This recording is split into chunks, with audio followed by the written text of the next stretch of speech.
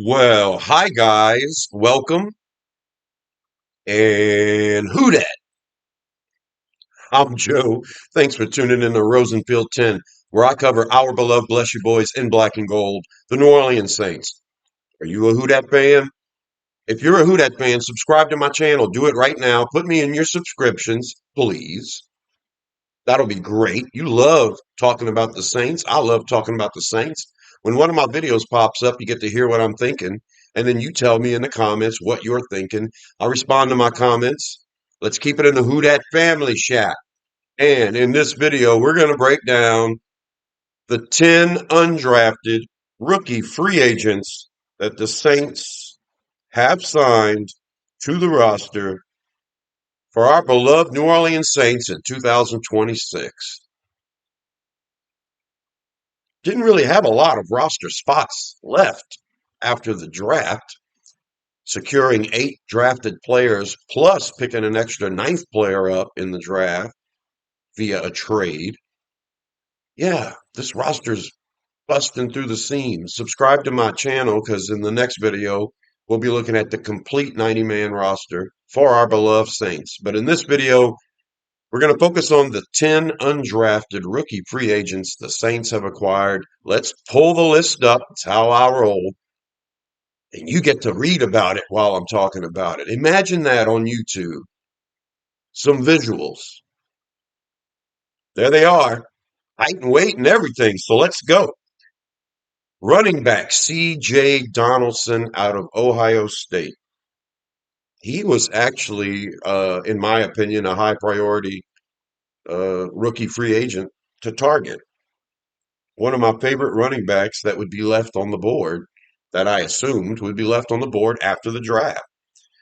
The Saints get him. He's 6'1", 230 pounds. That's a big dude.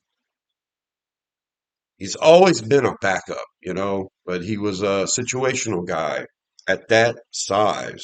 Now, he played 4 seasons in college football, and he totaled 40 touchdowns through those 4 seasons. So, despite being maybe a situational running back, it's a lot of touchdowns, 40 in 4 seasons. So, the man gets it done in short areas. He's massive, and I kind of like the way he looked watching Ohio State this year. I mean, I thought, well, I figured, he must not be this elite, superior athlete. Otherwise, he'd be getting every carry and, you know, it's a solid back. Nice pickup for the Saints. We were really deep at running back. In order to make room for C.J. Donaldson, we released running back Evan Hull. So Evan Hull is no longer on the team, and C.J. Donaldson is going to be in his spot. And we're going to see how camp works out for all of these players. I'll let you know how I feel about them right now, but the chances of any of them making the team are pretty slim. But every year, undrafted rookies make the team. Every year. So there's a chance. A couple of them will slip through. The guy with the least likely chance, in my opinion, to make the team out of this group would be tight end Cody Hardy out of North Carolina State. 6'5", 271 pounds. That is a big tight end. A massively productive run blocker. He's got a PFF run blocking grade of 80.8, which is great. At 271 pounds, this guy would almost be like a sixth offensive lineman type of blocking tight end. So Hardy's best chance of making this team is to prove that he's a better run blocker than Mitchell Payton, who's our run blocking tight end on our team right now. And yeah, Hardy and Mitchell Payton are going to have to prove they're worth keeping on the active roster ahead of a guy that was actually drafted. Maliki Matapau last year, tight end, was drafted by this coaching staff. So if they see enough promise in either Mitchell Payton or Cody Hardy as a run blocking tight end, and they can make, the fourth spot, sometimes you don't even carry 4 tight ends. A lot of teams have to carry 5 or 6 nowadays. So maybe there's a chance. If we decide to evolve our offense towards more tight end heavy looks, pretty good. Juwan Johnson, Noah Fant. We draft Oscar Delp, and now you get this big old boy and Cody Hardy with alongside Mitchell Payton, alongside Maliki Mataval, and then the receiving tight end, Traden Welch. So yeah, wouldn't that be wild if we decide to keep five tight ends this year? We have to let Kellen Moore do what he needs to do with this offense. He acquires the team, acquires the head coaching job, acquires a lot of the pieces, and it's a slow burn. We get some pieces last year, we get some pieces this year. Kellen Moore's always been the type to adjust. I think whatever roster he ends up with, he'll adjust. But if he can keep everybody healthy and build it the way he wants to build it, it's interesting. I'm not sure we know what that is exactly, but there it is, tight end Cody Hardy. All right, the guy I'm probably most excited about, offensive tackle Alan Heron out of Maryland. Originally from Jamaica, 6'5", 308 pounds. Big boy. Now he's played right tackle in his college career.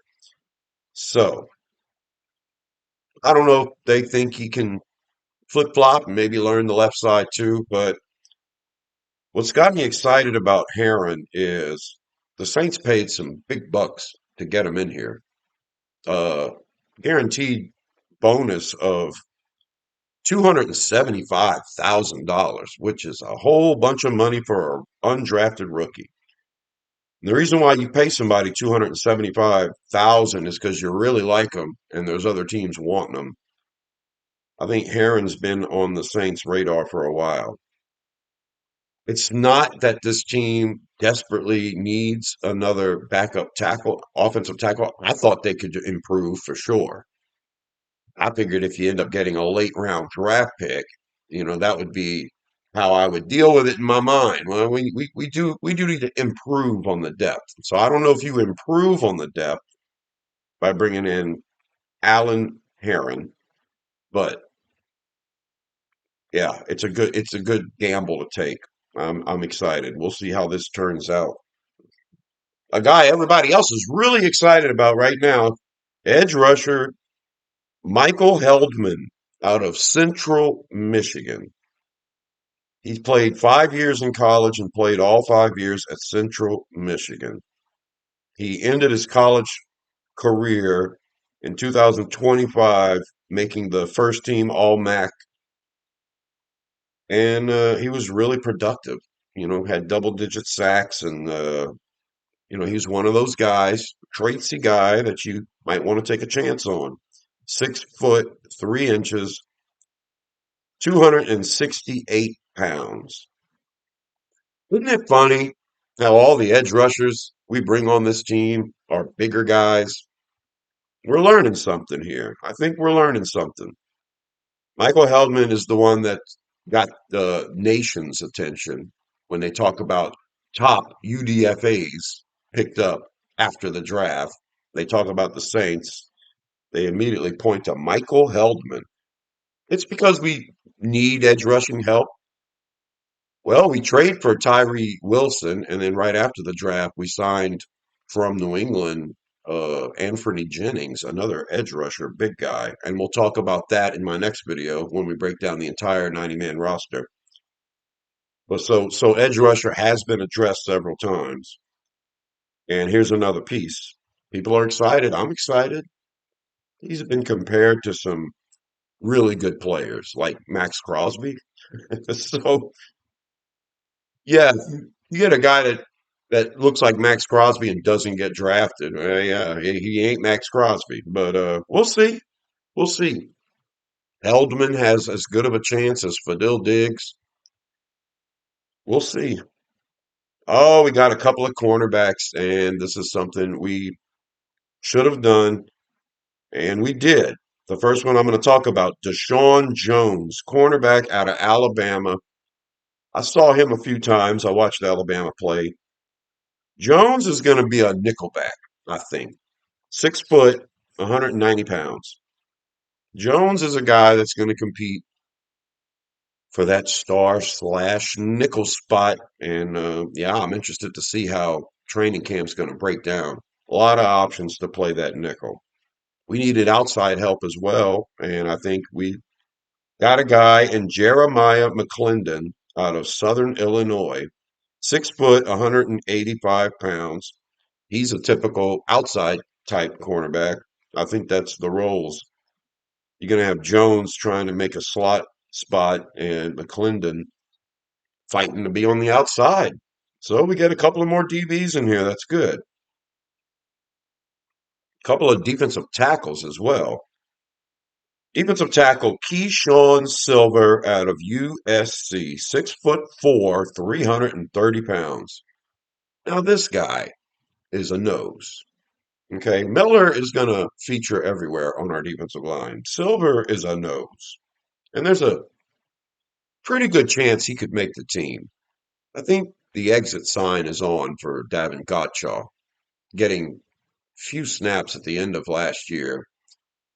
You know, we've got a bunch of bodies on that defensive line now, and yeah, if we think someone like Miller or Broughton can play the nose, or even Christian Boyd or John Ridgway, if we think those guys are good enough, then you get another big boy depth piece in Silver. Silver's played at four different colleges. He was at North Carolina, then he was at Kentucky, and then he finished 1 year at USC. We'll see. I think there's a big chance this big boy makes it. Before I mention the other defensive tackle, let's talk about the kicker, Mason Shipley out of Texas. It had to be done. We had to bring another kicker in here. We got a guy in Charlie Smith who has the best leg in the world, and he's still working on his accuracy. And he's not that bad. The misses he had last year were not that far off. So I'm pretty sure that our guy is going to be getting better. I think Charlie Smith has only been kicking on American football for a couple of years.